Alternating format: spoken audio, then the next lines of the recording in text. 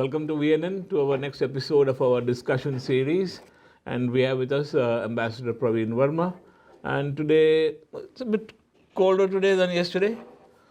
It is a bit cold, but then it's bright sunshine, so it gives you an impression of being a good day. But you are wearing your overcoat. Yeah. I think there was a wind chill, in the wind chill. It's a wind chill, it's very bad, yeah.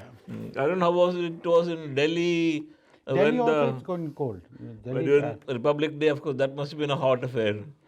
Republic Day has always been a very cold day in India, and especially if you want to see it, you have to reach very early to get your seat. Yeah.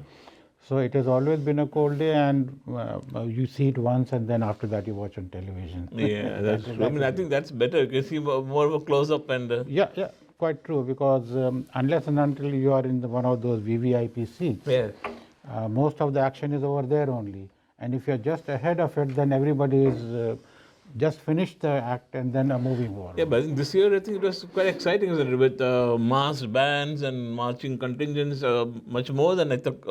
There was more fervor than last year. And 75 aircraft flypast. Flypast was, I'm told, a bit much more technologically advanced, with formation of 75 and all these things going across. So it was a different experience for everybody, because instead of sitting on those stadium type structures, now there was distancing between the seats and all. So it is and plastic seats, not the wooden planks. So it was a different experience this time, and I spoke to a couple of people who went there this time, and they were quite happy of the change which is happening. Of course, this time there was no dignitary. No dignitary. And people were masked, and I could see the president taking the salute with mask on. Well, that's the COVID addition to the celebration. I think security was very, very tight, I believe, because there was the Sikhs were justice threat saying they would not allow Modi to hoist the flag. That fizzled out anyway. No, of course, there's always a threat in India. Yeah, you face more security in India than you face over here. Like if you are in Delhi and you go into a mall, you go through a metal detector, and they frisk you also. Every major place you go in, you have to go through that. Whereas in Canada, you just walk through. So there are more security implications. There was another twist this time in the Republic Day celebration. Was just before that, when they switched the Amar Jawan Jyoti. Oh yes, yeah, to the National War Memorial. And the Indira Gandhi loyalists sort of complained that this is wiping away the history Of 1971. But there was no mention of no names of soldiers of 1971 mentioned there in that. No, India Gate has mentions only Indian soldiers who died in World War I and II. So it was not 71. So all the soldiers who died in 1971, they are included in the National War Memorial. National War Memorial. I think then that is the main memorial. And they went through the whole procedure of sort of taking a flame from here and transferring it over there. They said merged. Emotionally, one would say that, okay, why did you stop it? But then practically, I would say maintaining two flames at two places, and VIPs having to visit one flame and then the other flame, that would have been a protocol, sort of additional, does not fit into the scheme of real protocol. Of course, the critics were saying, if you're thinking of now VIPs from abroad coming, and if it's for that, it is not a tourist attraction. It should be a war memorial. It's a memorial for fallen soldiers. So. Yeah. So, but then Indira Gandhi loyalists would have a point and an emotional issue. But then on practical terms, it was a thing which was sort of streamlined and brought everything in line with the war memorial. So now all soldiers are being remembered in the war memorial. The old structures are not demolished. The inverted gun is still there. So gun and the helmet. Yeah. And then of course, that statue of King George, that was removed. Now That there's was removed long time ago. 68, I believe. 61 or 68, or something in the 60s. Okay. And now they decided to put It's a very Netaji's good thing, statue over that's there, a and good they've thing. already installed a hologram over there, which is there. That even That's a bit people of an have some irony, problems isn't about. it? King George V, and that's under the canopy. Yeah. What's happening in Ukraine now? Coming to that, now Biden has said that he will not send American troops to Ukraine. Even the Canadians have not said that they will not give Canadians in. have sent 60 soldiers, as I think they said ostensibly to guard the embassy and to But help not in on any for the evacuation. front, not for they the won't. war No, purposes. they won't. Only 2 days today was saying that they would support them with some weapons, some equipment, and but then they would want the matter to be sorted out diplomatically and discussions. You think that will help? You think that can really? I'll tell you, I don't believe that Russia will attack Ukraine. It is, I mean, if you go and see the map of the Eastern Europe, most of the states have joined NATO. Ukraine and Georgia, a couple of them which are left out. And so Russians are now flexing their muscles that Don't give membership to Ukraine. Ukraine, if you be giving membership to Ukraine, to NATO, will be a sort of something which It's their doorstep, that's the thing. their doorstep, it's their front line. And they say that this is our hinterland, it is the, area of interest, Russian territory. It was, and it is still a Russian civilizational heritage area. So don't come here. And that's where Russians are trying to emphasize with the Europeans that here we have drawn the line, and that is there. But now, if Europe start give a membership, that would be sort of instigating them and provoking the Russians to come. But otherwise, I don't see Russians moving into Ukraine without any provocation by the Europeans or the Americans. But who's right in this way? I mean, I know Eastern Ukraine is mainly Russian speaking, and they favor the Russians. Western Ukraine is not.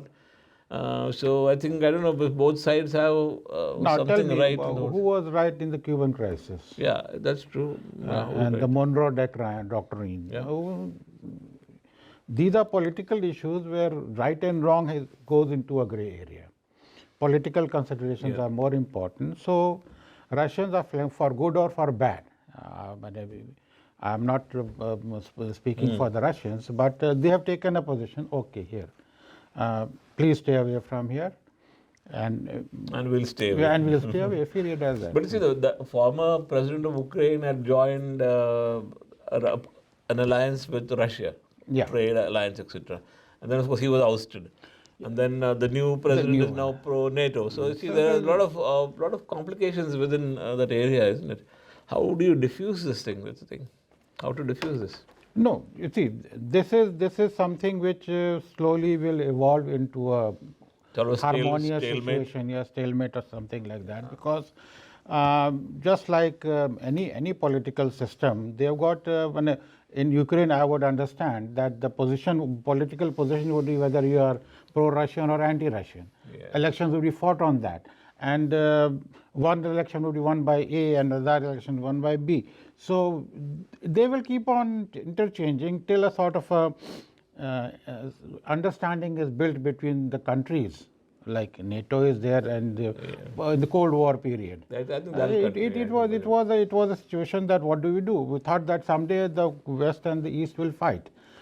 But Cold War has diffused now. Russia is blowing hot and cold here because the foreign minister said, "Oh, we are not going to attack. There's no aggression here."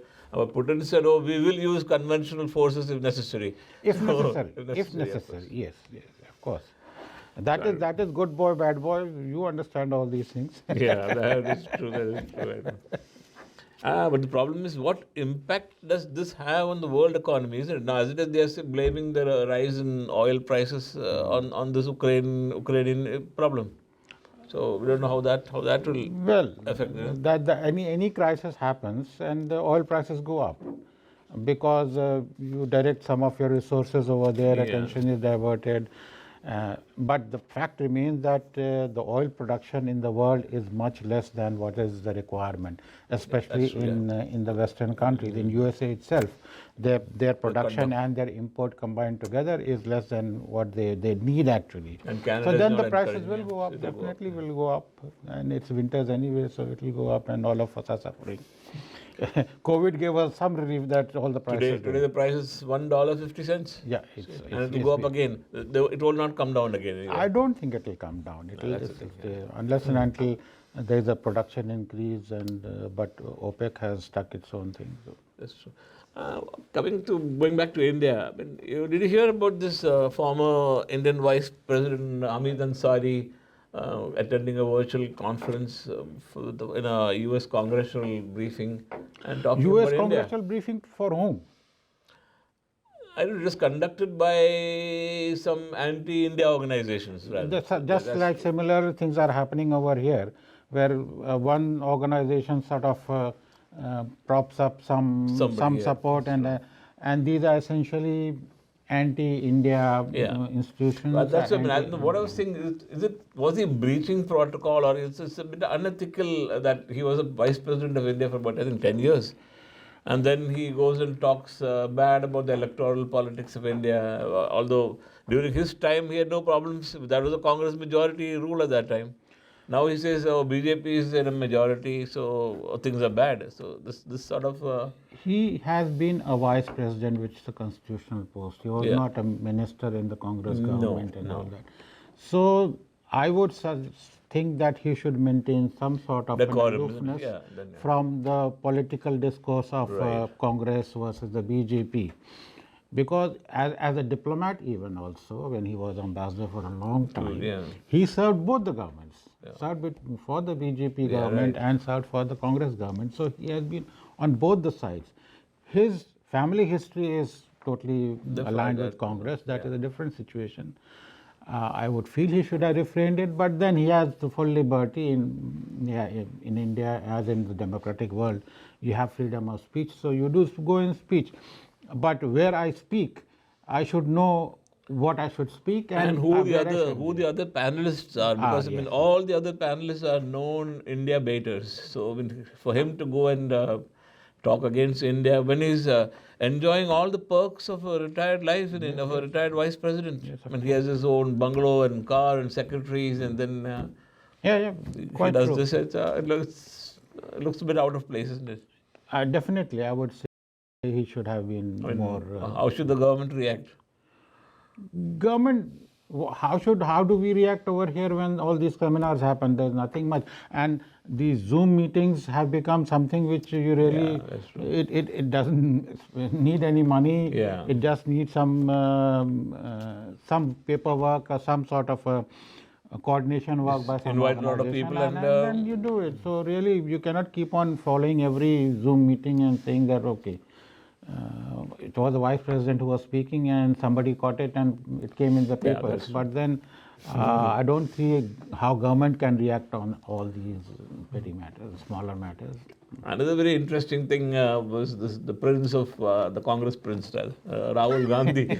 He apparently writes a letter to the Twitter CEO saying, "Why my numbers, the number of followers lower than Narendra Modi?" And he says, "I am losing followers and Modi is gaining followers," and he blames Twitter.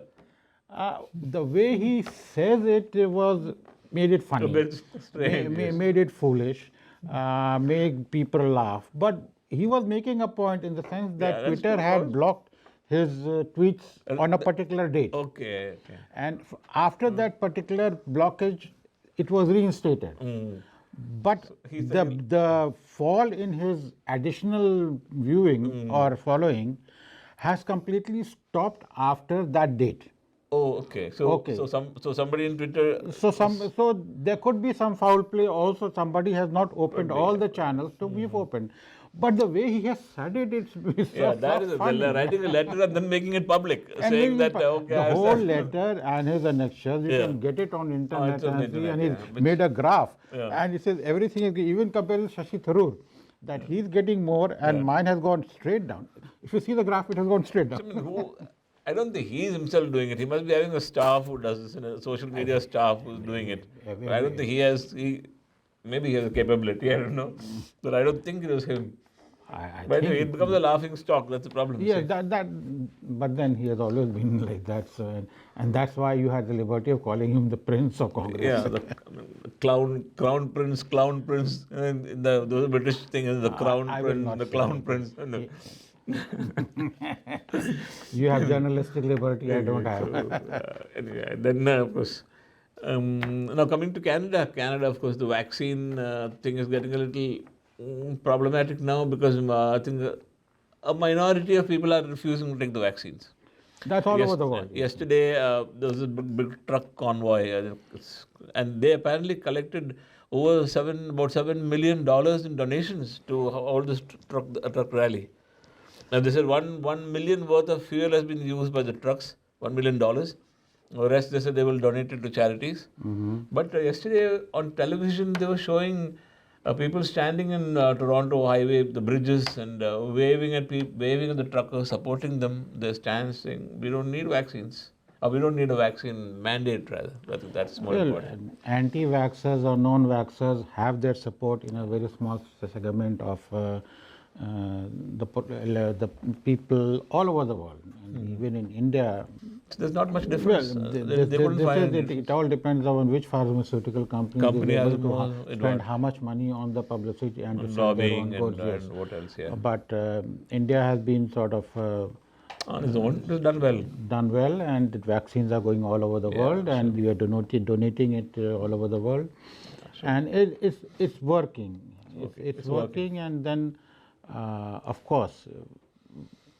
Under the Covaxin program, I think people things are going on.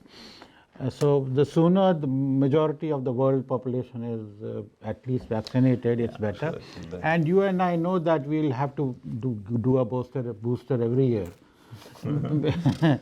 Just like what is it called? The other vaccine. The flu vaccine. Flu vaccine. Although we take the shot, we still have it. Yeah. So once you have one, today I haven't had it. But I am thinking that you don't know whether I have had it or not, and you don't know. That's true, of course. That's interesting. Anyway, thank you for watching VNN, and we'll thank you, Praveen. Not at all. And we'll meet again next week to continue our discussion series. So, thank you for watching. Thank you. Thank you.